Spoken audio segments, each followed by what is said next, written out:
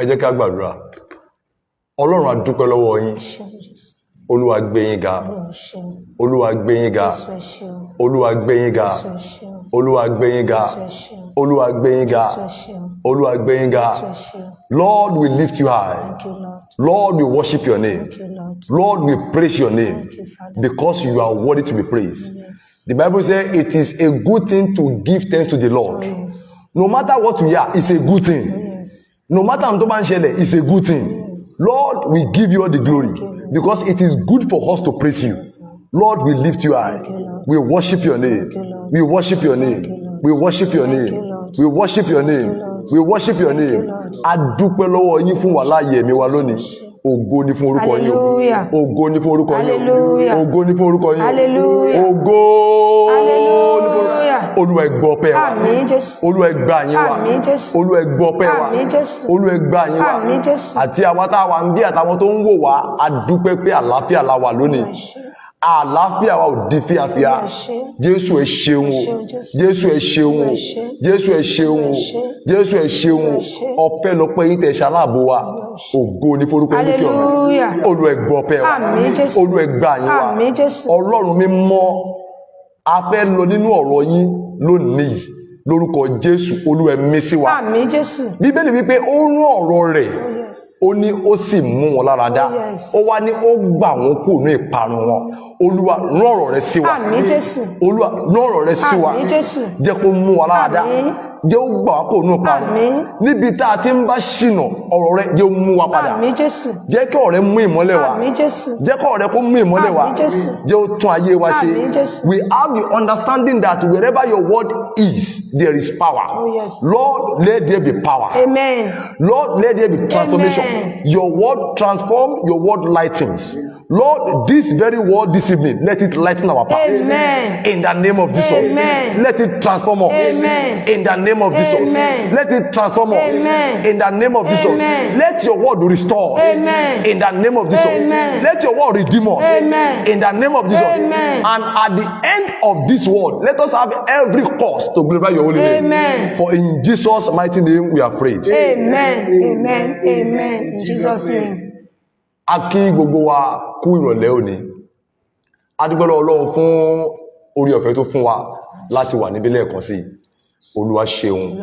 Ògo ni fún orúkọ rẹ̀. Hallelujah. A fẹ́ lọ nínú ọ̀rọ̀ Ọlọ́run ní ìṣẹ́jú díẹ̀.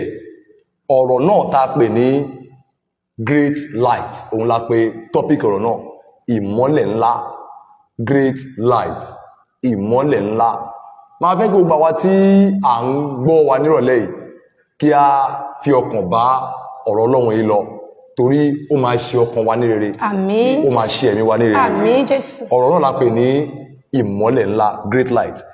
Ẹ jẹ́ ká bẹ̀rẹ̀ láti inú ìwé Isaiah chapter 9 verse 2. Ká gbọ́ ohun tí ọ̀rọ̀ Olúwa sọ níbẹ̀. Ibẹ̀ láti mú kókó ọ̀rọ̀ yìí jáde. Isaiah chapter 9 verse 2. Ẹ gbọ́ ọ̀rọ̀ Olúwa. Àwọn ènìyàn tí ń rìn ní òkùnkùn rí ìmọ́lẹ̀ ńlá. Bíbélì ní àwọn ènìyàn tó ń rìn ní òkùnkùn, wọ́n ní wọ́n rí ìmọ́lẹ̀ ńlá. Àwọn tí ń gbé ilẹ̀ òjìji ikú. Ẹ continue ma. Lára wọn ni ìmọ́lẹ̀ mọ́ sí. Àwọn tó ń gbé ilẹ̀ òjìji ikú, lára wọn ni ìmọ́lẹ̀ mọ́ sí. Ẹ gbọ́ ọ̀rọ̀ yìí o. Wọ́n ní àwọn tó ń rìn ní òkùnkùn, wọ́n ní wọ́n rí ìmọ́lẹ̀ ńlá. Ó wá ní àwọn tó ń gbé ibi òjìji ikú, ó wá ní lára wọn ni ìmọ́lẹ̀ mọ́ sí. Ọ̀rọ̀ méjì kan yọ níbẹ̀ tí mo fẹ́ ká wò dáadáa gbogbo ẹni tó ń gbọ́ mi rọ̀lẹ́ yìí. Ẹ máa gbọ́ ọ̀rọ̀ yìí o. Ọ̀rọ̀ méjì kan yọ ńbẹ̀. Ọ̀rọ̀ àkọ́kọ́ ni pé ọ̀rọ̀ ìmọ́lẹ̀ yọ àti ọ̀rọ̀ ikú yọ. Now, ṣùgbọ́n kí ìmọ́lẹ̀ tó yọ, kíní kan kọ́kọ́ wà tá a pè ní kíni o, òkùnkùn. Ká tó máa sọ̀rọ̀ ìmọ́lẹ̀, òkùnkùn tí ó kọ́ wà. So mo wá fẹ́ kíyèsí ọ̀rọ̀ kan tí mo fẹ́ kí o gba ará alẹ́ gbọ́ o wípé òkùnkùn àti ikú, ṣé ikú ṣé ó súnmọ́ òkùnkùn tó fi lo pé àwọn kan ń gbénú òkùnkùn wọ́n rí mọ́lẹ̀, àwọn kan ń gbénú ikú wọ́n rí mọ́lẹ̀. Mo wá fẹ́ jẹ́ kó yé wa ní ìrọ̀lẹ́ yìí pé tá a bá ń sọ nípa òkùnkùn, kì í ṣe òkùnkùn gangan ló jẹ́ kí òkùnkùn wà. nǹkan kan ló ṣẹlẹ̀ ní òkùnkùn ṣe wà. Àkọ́kọ́ tó mẹ́kẹ́ gbogbo ènìyàn mọ̀ lónìí ni pé tá a bá ń sọ̀rọ̀ òkùnkùn a gbọ́dọ̀ mọ̀ pé solution sí òkùnkùn òun ni kíni o, òun ni ìmọ́lẹ̀. Now kéèdè mọ̀ pé origin ìmọ́lẹ̀ kì í ṣe iná tá ń tàn, iná NEPA tá ń tàn o ní origin ìmọ́lẹ̀ o. Kì í ṣe pé bí a bá wọ ní inú ilé báyìí tá bá ní pé òkùnkùn wà ń bí ẹtọ́ná wọ́n dẹ̀ tọ́ná, òun ní origin ìmọ́lẹ̀. No, electricity is not the origin of light. The origin of light is the life of God which is in Christ Jesus. That is the origin of light. Ṣùgbọ́n kí n tó lọ sí ibẹ̀ pátápátá, mo fẹ́ mú wa mọ̀ kí ni ó fa òkùnkùn gangan. What is the origin of darkness? Now, origin of darkness kì í ṣe pé òkùnkùn kan wà. Ikú òun ni ó mú òkùnkùn wá. Praise the Lord. Hallelujah. Praise the Lord. Hallelujah. Wọ́n ní ikú ló mú òkùnkùn wá. Báwo ló ṣe ṣẹlẹ̀? Ẹ máa gbọ́ o. Ní ọjọ́ kan, Bíbélì sọ pé Ọlọ́run dá ọ̀run òun ayé. Ó wá ní ayé wà ní júújú. Ṣé kí ayé tó wà ní júújú, nǹkan kan ti ṣẹlẹ̀, òun ló mú ayé wà ní júújú. Ṣùgbọ́n nígbà tí ayé wà ní júújú, Bíbélì sọ fún wa pé Ọlọ́run ní kí ìmọ́lẹ̀ wà, ìmọ́lẹ̀ wà. Ìgbà tí ìmọ́lẹ̀ wà, ó wá ní àwa dá ènìyàn ní àwòrán ara Ọlọ́run. Ibi kó máa gbé ilé ayé, kó máa gbé ilé ayé tá a mọ̀ fún ìgbà yẹn tá a pè ní Garden of Eden. Ṣé wá ní ibẹ̀ issue kan ṣẹlẹ̀ ní ibẹ̀? Ibẹ̀ yẹn ni issue ìòkùnkùn tí kọ́kọ́ bẹ̀rẹ̀. Mo ń lọ sí ibì kan ní o. Ibẹ̀ yẹn ni issue òkùnkùn tí kọ́kọ́ bẹ̀rẹ̀. Báwo ló ṣe bẹ̀rẹ̀? A rí pé nígbà tí a dá ènìyàn, Bíbélì sọ pé a dá ènìyàn ní àwòrán ara Ọlọ́run. Ipe ó yá, ẹ máa ṣe báyìí, ẹ máa ṣe báyìí. Nígbà tí Ọlọ́run dá èèyàn ní àwòrán ara ẹ̀, Ọlọ́run wá pa àṣẹ kan fún ènìyàn. Nígbà tá a dé Genesis chapter 2, mo ti wà ní 16 and 17 báyìí. Ẹ máa gbọ́ o, ní 16 yẹn kí ló wí ní 16? Olúwa Ọlọ́run sì fi àṣẹ fún ọkùnrin náà pé. Olúwa Ọlọ́run fi àṣẹ fún ọkùnrin tí ó dá wípé. Nínú gbogbo igi ọgbà ní kí ìwọ kí ó máa jẹ. Nínú gbogbo igi ọgbà ní kí ìwọ kí ó máa jẹ. Ṣùgbọ́n nínú igi ìmọ̀ rere àti búburú ni. Ṣùgbọ́n nínú igi ìmọ̀ rere àti búburú ni. Ìwọ kò gbọdọ̀ jẹ nínú rẹ̀. Ìwọ kò gbọdọ̀ jẹ nínú rẹ̀. Nítorí pé ní ọjọ́ tí ìwọ bá jẹ. Yes sir, yes ma. Nínú rẹ̀. Ẹ máa gbọ́ o. Kíkú ni ìwọ ó kú. For the day that you eat out of it, thou shalt surely die.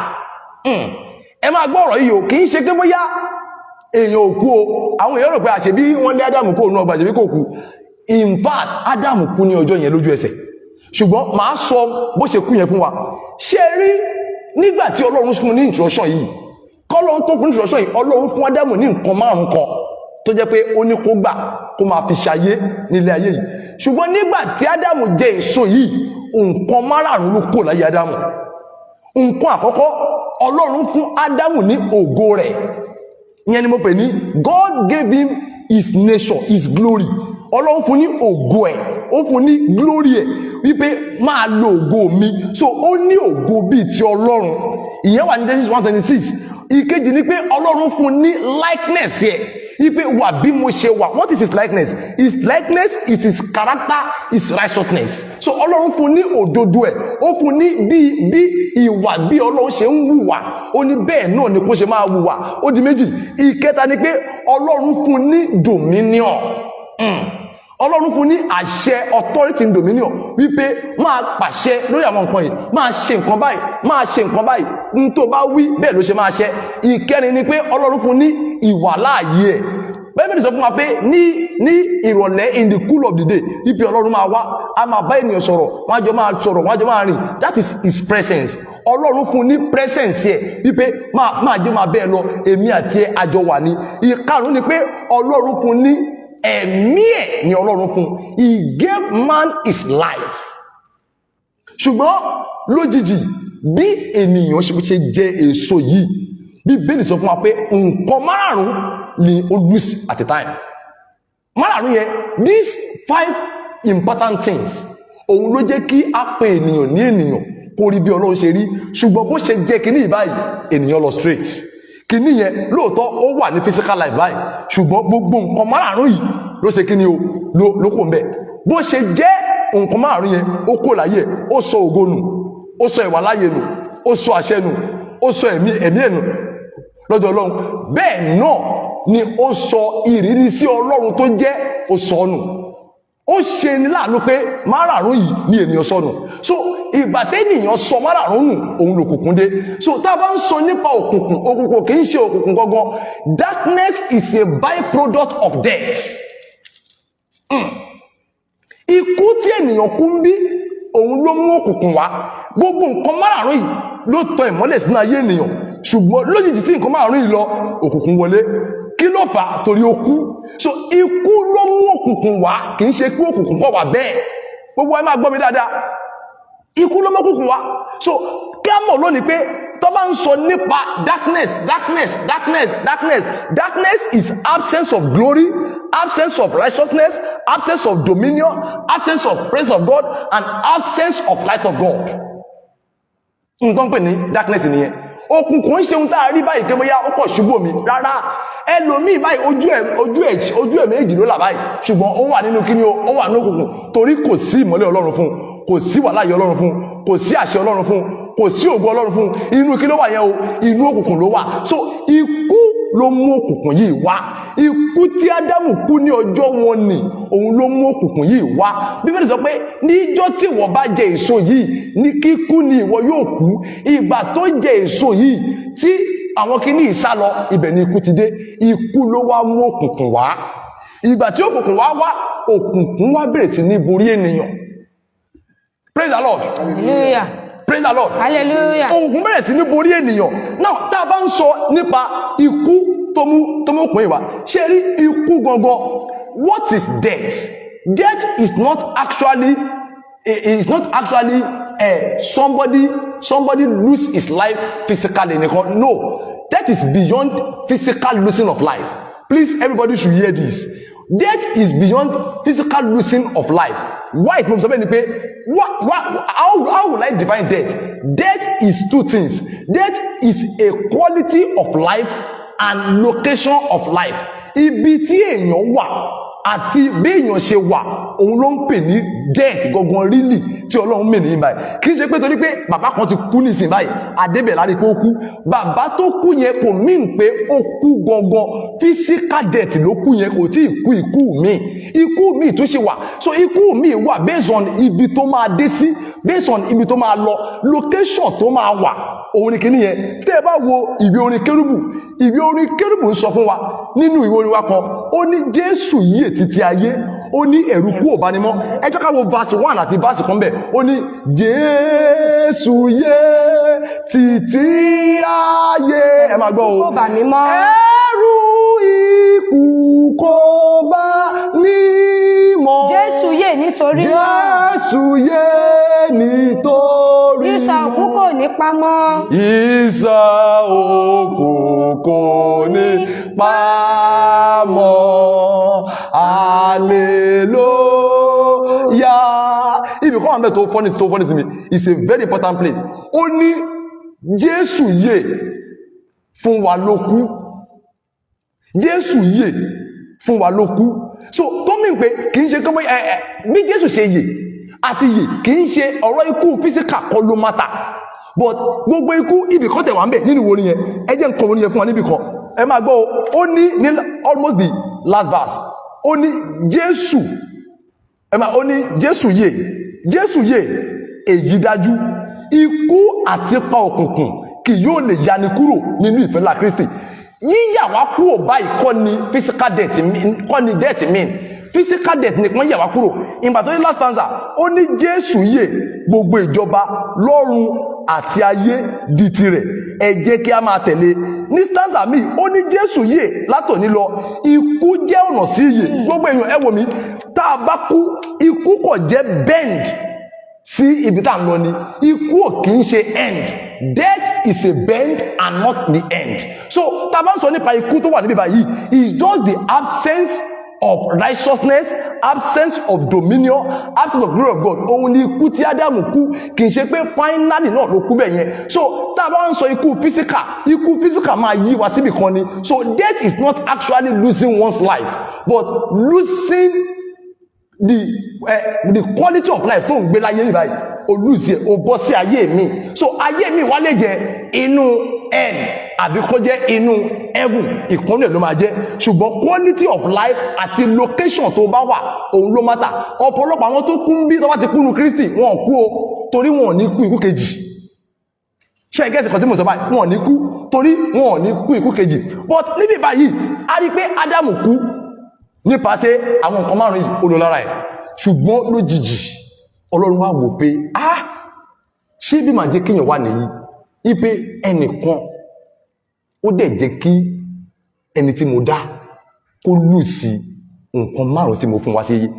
Bíbélì wá rí pé Ọlọ́run wá ronú pé ìjọ́ wo ni a máa ṣe ògbélé ìdá tí màá jẹ́ kí ẹni èkó mọ̀ wà báyìí. Olúwa wá ronú fúnra rẹ̀ wípé definitely màá wá bí mo ṣe máa ṣe tí màá wá ẹni tó mọ̀ ń pa ikú, ẹni tó mọ̀ ń pa bí ikú ṣe generate, ẹni tó mọ̀ ń pa ẹni màá dọ́gbọ́n rán wá. Òun láwá mú ìyè wá tí ikú ti borí ẹ̀. Ikú ti gba ògo lọ, ó gba ìwà láàyè lọ, ó gba àṣẹ lọ lọ́wọ́ ènìyàn. Ṣùgbọ́n ẹnìkan wà tí màá rán wá. Ìgbà tá a bá dé Matthew chapter 4, ọ̀rọ̀ tó ṣẹlẹ̀ ní Áísáyà yẹn wọ́n wá lọ tọrọ yẹn sọ ní verse 13. Ó ní ẹ máa gbọ́ ọ̀rọ̀ Olúwa o. Nígbà tí ó sì jáde kúrò ní Násárẹ́tì, ó wá ìjókòó ní Kápánámù, èyí tí ń bẹ létí òkun. Ta ló ń sọ̀rọ̀ ẹ̀ níbẹ̀ yẹn? Jésù ló ń sọ̀rọ̀ ẹ̀ níbẹ̀. Ó jáde kúrò ní Kápánámù, ó jáde kúrò ńbẹ̀, ó yá mà. Ní ẹkùn Sebulónì àti Nẹ́ftálímù, ilẹ̀ Sebulónì àti ilẹ̀ Nẹ́ftálímù, ní ọ̀nà òkun, ní òkè Jọ́dánì, Gálílì àwọn kèfèrí. Gálílì àwọn kèfèrí. Ó yá. Àwọn ènìyàn tí ó jókòó ní òkùnkùn rí ìmọ́lẹ̀ ńlá. Ọ̀rọ̀ yẹn ló wá tún sọ padà pé àwọn tó jókòó ní òkùnkùn wọ́n rí ìmọ́lẹ̀ ńlá. Àti àwọn tó jókòó ní ibi ikú. Àti àwọn jókòó níbi ikú. Àti lábẹ́ òjìji rẹ̀. Lábẹ́ òjìji rẹ̀. Rí ìmọ́lẹ̀ ńlá. Bẹ́ẹ̀ni. Ní ìmọ́lẹ̀ ńlá mọ́ fún. Ìmọ́lẹ̀ ńlá mọ́ fún wọn torí àwọn tó wà ní region yẹn they are living in darkness. Báyìí wọ́n sọ pé ìgbà tí Jésù dé kí ló mọ́ fún wọn o? Ìmọ́lẹ̀ ńlá mọ́ fún wọn. Not until ìgbà tí Kristi dé ìmọ́lẹ̀ mọ́ fún wọn. They are still living in darkness. That is, they are living in the absence of glory of God. They are living in the absence of excellence of God. They are living in the absence of life of God. Wọ́n rí ẹ̀mí ìyẹn wọ́n rí. Ṣùgbọ́n Ọlọ́run wá wò ní àánú ẹ̀, ó wá rán Jésù wá. Báyìí wọ́n sọ pé Jésù wá lọ jókòó ní region yẹn, ó ń sọ mbẹ̀ pé wọ́n sọ mbẹ̀ pé ní region Sebuloni àti Naftali níbi tí òkùnkùn gbilẹ̀ sí wípé àwọn tó wà ní region yẹn wọ́n ti wá rí ìmọ́lẹ̀ ńlá báyìí. Ta ni ìmọ́lẹ̀ ńlá yẹn o? Jésù.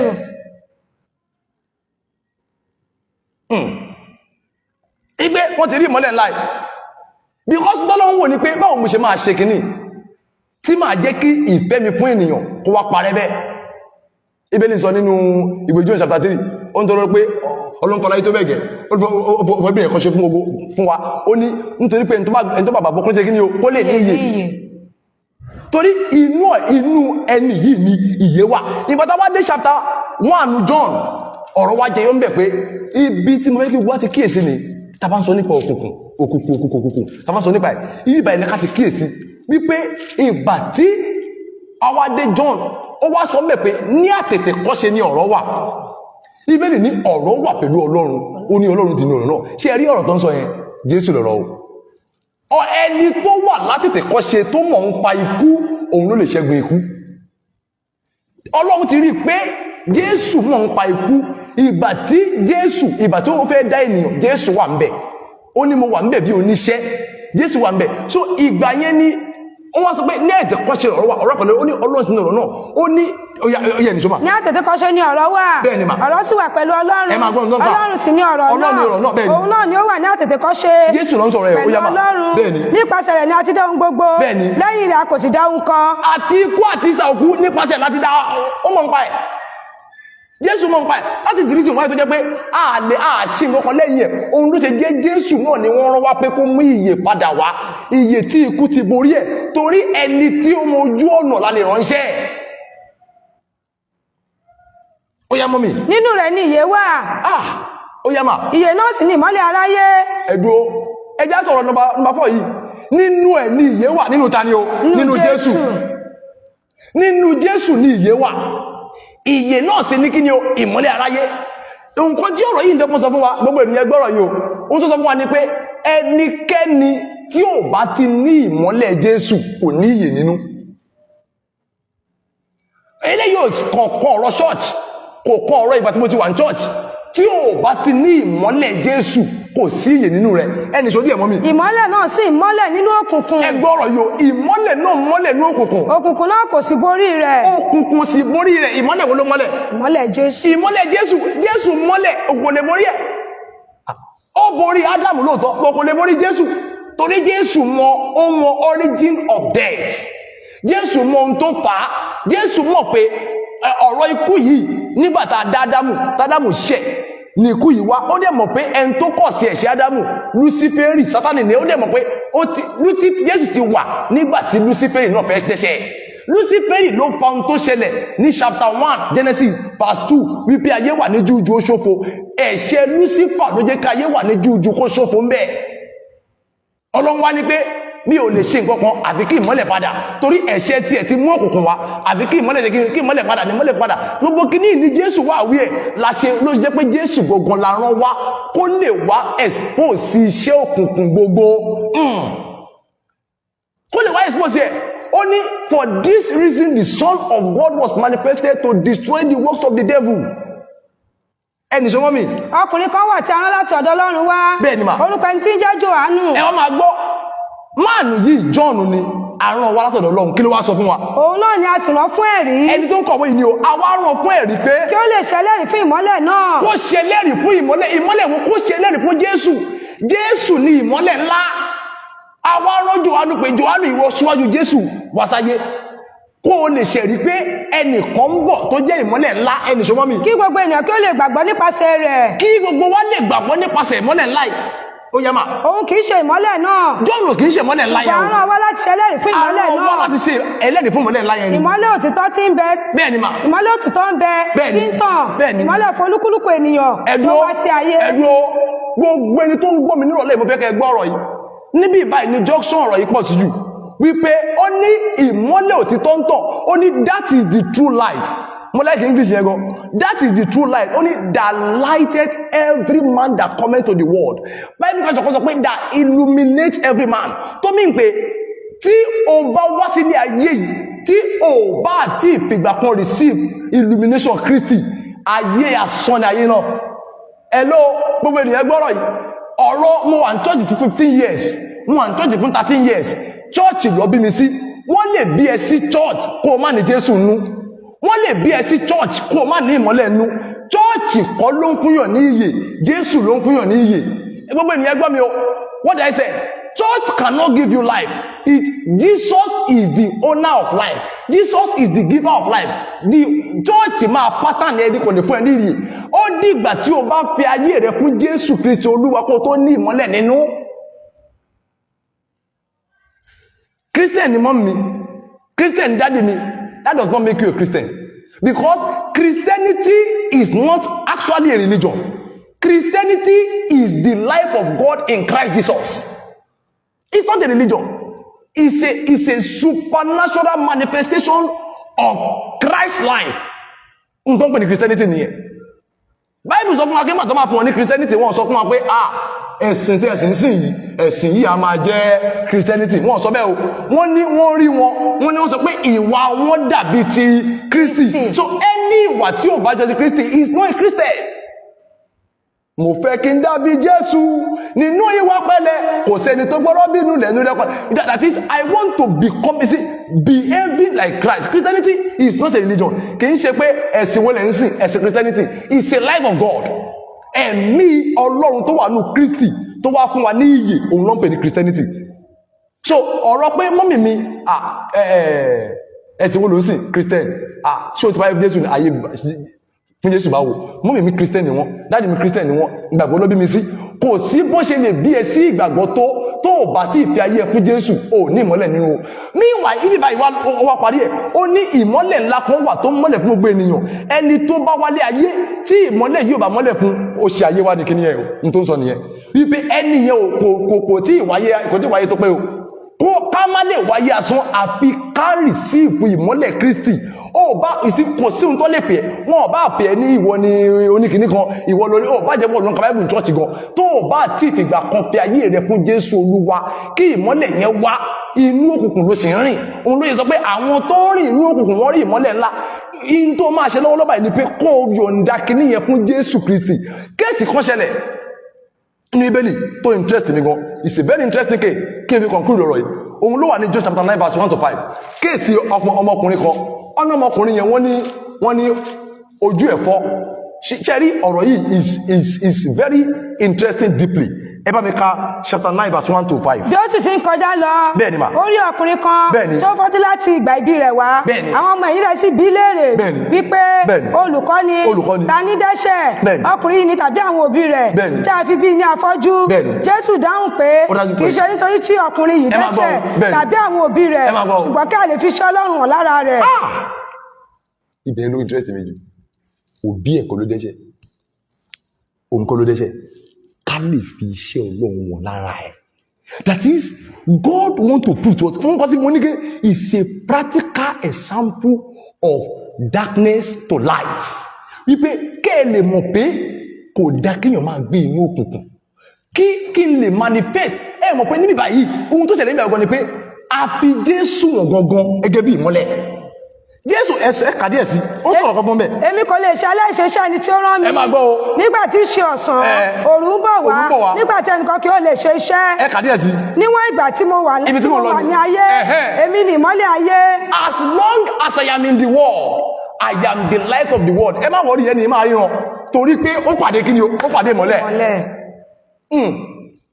Ibi èmi ni wọ́n kàn fẹ́ fi mí wọ̀n, Ọlọ́run mọ̀ fẹ́ manifest mi gẹ́gẹ́ bí ìmọ́lẹ̀ ayé ló ṣe ti ẹni tó fọ́jú wá. Ìyá ẹ̀kọ́ ló ṣe o, òun kọ́ ló ṣe o, Ọlọ́run ti wá ni pé inú òkùnkùn ló ń rìn yìí, ipe ó ti pàdé ìmọ́lẹ̀ máa fún ní ìmọ́lẹ̀. Gbogbo ẹni tó bá wálé ayé tí ò bá ti pàdé Jésù kò ní ìmọ́lẹ̀ nínú. Kò ní ìmọ́lẹ̀ nínú. Kò ní ìmọ́lẹ̀ nínú. Ọ̀nà kan tá a fún wa láti fi ní ìmọ́lẹ̀, ọ̀nà Jésù nìkan ni.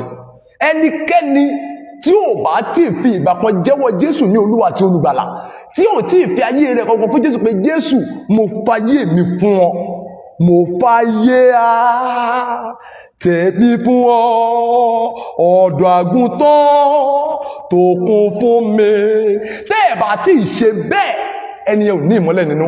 Ẹni tí ò bá dẹ̀ ní ìmọ́lẹ̀ nínú tó ń rìn inú òkùnkùn, ikú ni òkùnkùn o. Ẹni tó bá ń rìn inú òkùnkùn, ibi tó máa land sí at the end, because ẹ rántí pé a máa kú ònú physical body tá a wà yìí, ibi tá a máa land sí another place ni o. Ẹni tó bá wà ní òkùnkùn á land sí ibi òkùnkùn ni o, ṣùgbọ́n ẹni tí ìmọ́lẹ̀ bá ti mọ́lẹ̀ fún á land sí inú ìmọ́lẹ̀ ni o. Ṣé ẹ rí Bíbélì wípé ẹnikẹ́ni tí ìmọ́lẹ̀ yóò bá mọ́lẹ̀ fún inú òkùnkùn ló sì ń rìn. Mo máa rọ̀ wá nírọ̀lẹ́ yìí pé tó o bá wọ́ ọ̀rọ̀ yìí tó ò tí ì fi ìgbà kan gba ìmọ́lẹ̀ wọlé àbí gba ìmọ́lẹ̀ sínú ẹbí, àìmọye ẹbí ni òkùnkùn bò mọ́lẹ̀ lòkùn rúlu wọn, àìmọye ilé lòkùn rúlu wọn, àìmọye ìjà lónìí ìjà lọ́la òkùnkùn ló wà níbẹ̀ ló ń rúlu. Kì í ṣe kí ló fà, wọ́n ti lùsì kankan bẹ̀, kò sí ògùn Ọlọ́run bẹ̀ mọ́, kò sí àṣẹ Ọlọ́run bẹ̀ mọ́, kò sí rẹ́sọ̀sọ̀ Ọlọ́run bẹ̀ mọ́. Òun ló jẹ́ kí òkùnkùn máa rúlu wọn. Ohun kan tẹ́lẹ̀ sí náà ni pé kẹ́ ẹ pe ìmọ́lẹ̀ wọlé, wípé ìmọ́lẹ̀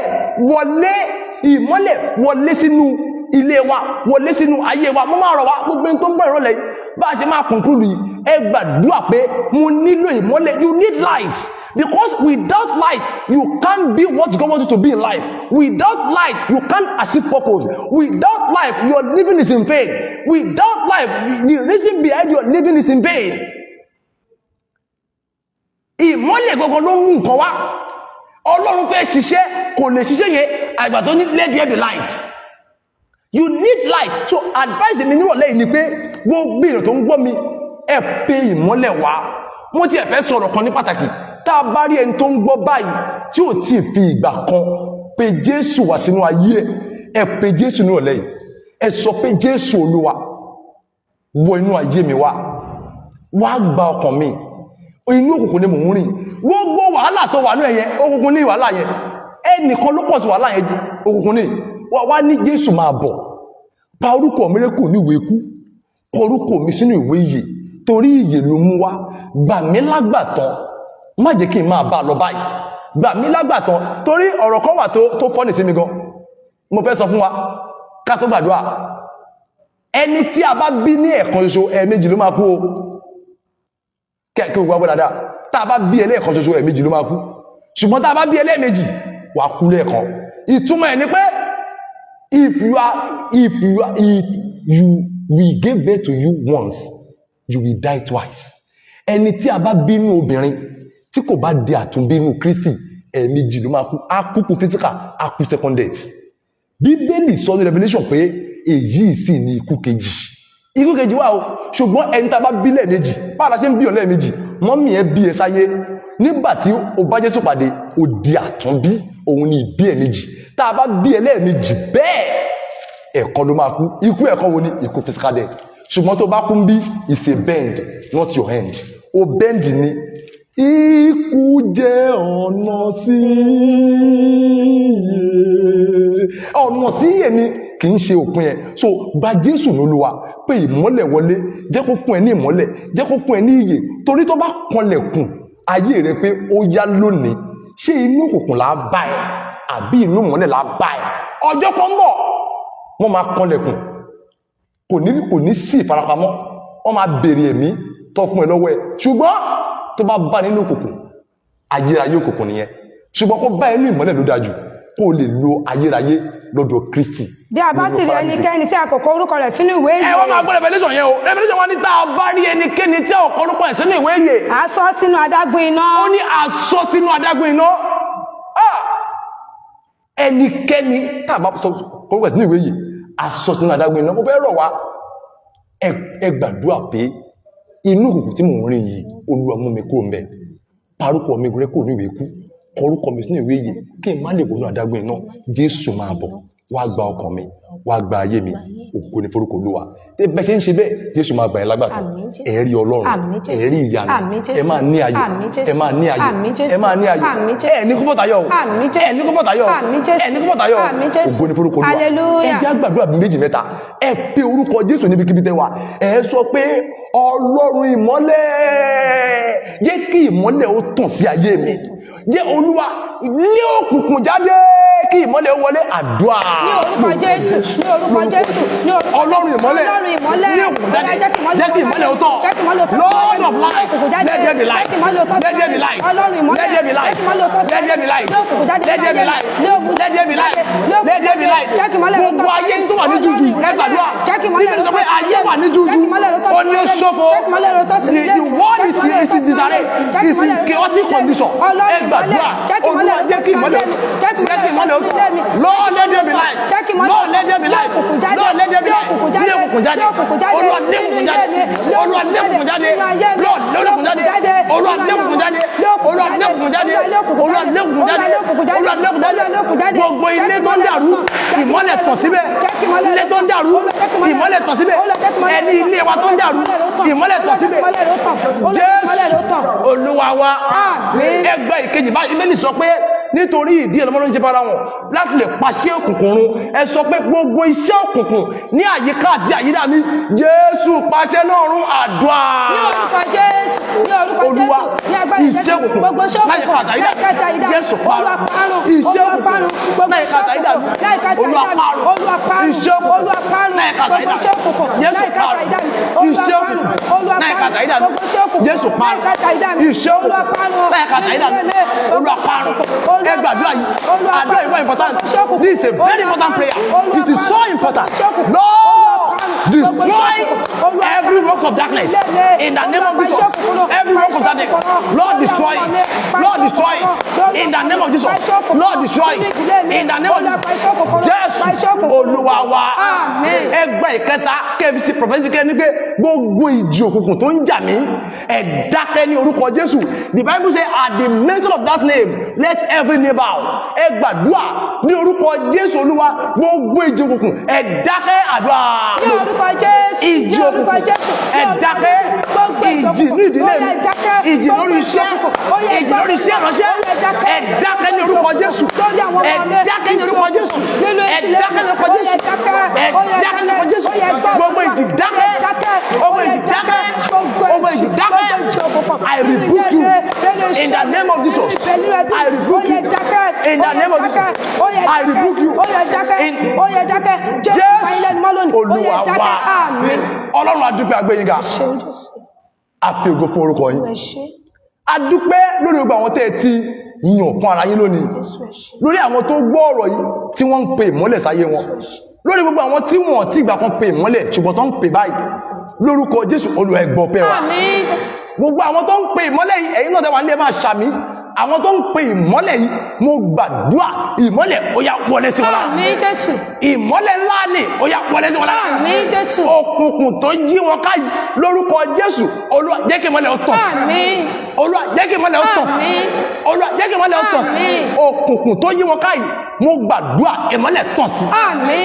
Ìmọ́lẹ̀ tàn sí. Àmín. Ìmọ́lẹ̀ tàn sí. Àmín. Ìmọ́lẹ̀ tàn sí. Àmín Jésù. Ìjì òkùnkùn tó ń jà yín mo sọ tẹ́lẹ̀ sí ìjì yẹn ó yá dákẹ́ báyìí. Àmín Jésù. Ṣé ṣàmì lé yín ìjì yẹn ó yá dákẹ́ báyìí. Àmín. Ṣé tí ń gbọ́dọ̀ yẹn máa ṣàmì ìjì yẹn dákẹ́ báyìí. Àmín Jésù. Ìjì tó ń jà ẹ́ ní ibi iṣẹ́ ìjì yẹn dákẹ́ báyìí. Àmín Jésù. Ìjì iṣẹ́ ìránṣẹ́ ó yá dákẹ́ báyìí. Àmín Jésù. Ó yá ìjì dákẹ́ báyìí. Àmín Jésù. Ìjì tó jà Jésù àti ọmọ yìí lọ́jọ́ wọn ni ìjì yẹn kì í ṣe ìjì gangan ẹ̀mí òkùnkùn ló wà ní behind ìjì mo dá ẹ̀mí ẹ dúró ẹ̀mí ẹ ó yá ṣíwọ́ iṣẹ́ Àmín Jésù. ó yá ṣíwọ́ iṣẹ́ Àmín Jésù. ó yá ṣíwọ́ iṣẹ́ Àmín Jésù. àlàáfíà kó dé Àmín Jésù. sílé rẹ àlàáfíà kó dé Àmín. iṣẹ́ ìránṣẹ́ àlàáfíà kó dé Àmín.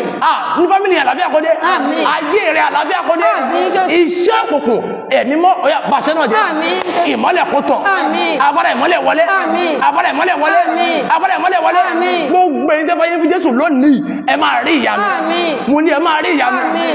lónìí ọmọ Jésù máa bẹ̀ yín wò Àmín. ó máa fún yín ní ìyanu Àmín. ó máa fún yín ní ìyanu Àmín. àti ilé yín àti iṣẹ́ yín àti gbogbo ń tẹ́ bá ń ṣe Jésù máa bíà Àmín. ìyanu máa ṣẹlẹ̀ Àmín Jésù. ìmọ́lẹ̀ máa tàn Àmín. òkùn ní borí Àmín. òkùn ní borí Àmín Jésù. òkùn ní borí Àmín. ẹ̀yin náà máa borí ìmọ́ Àmín. ẹ̀yin náà máa borí òkùnkùn Àmín. ìmọ́lẹ̀ borí òkùnkùn ní ìmọ́lẹ̀ yín máa borí Àmín. ní ìjọ ìkẹyìn ayé lórúkọ Jésù orí ọ̀fẹ́ àti ìjọ sí baba nínú ìmọ́lẹ̀ orí ọ̀fẹ́ yẹn kó balẹ̀ wa Àmín Jésù. ògo ni forúkọ Olúwa Hallelujah. ọ̀rọ̀ yín rè Olúwa ẹgbẹ́lékè Àmín Jésù. ògo ni forúkọ Hallelujah. Jésù Kristi Olúwa wa. Àmín. Àmín. Àmín lórúkọ Jésù. Praise the Lord. Hallelujah. Mo kí gbogbo wa tá ń gbọ́rọ̀ yìí lónìí. God bless us in the name of Jesus. Amen. Àwa la wá láti ilé ìjọ Sacred Sianes Ebenezer Model Parish, Abiola Way, Abẹ́òkúta. Èmi gangan ni Pastor Àbáyọ̀mí Olúga àti ẹnìkejì mi tó jẹ́ Bible reader mi àwọn ni Lady Evangelist Dorcas Abọ́sẹ̀dé Ọdẹ́bíyì. Lórúkọ Jésù ọ̀rọ̀ Olúwa tá a ti fún wa kò ní fi ayé wa sílẹ̀. Àmín Jésù. A máa dàgbà sínú ẹ̀. Àmín Jésù. A máa dàgbà sínú ẹ̀. Àmín Jésù. Títí a máa fi yọ sí Ọlọ́run. Àmín. Orí ọ̀fẹ́ rẹ̀ yóò mú adélé. Àmín. Ògo ni forúkọ Olúwa. Hallelujah. Jésù Kristi Olúwa wa. Àmín. Àmín. Àmín lórúkọ Jésù.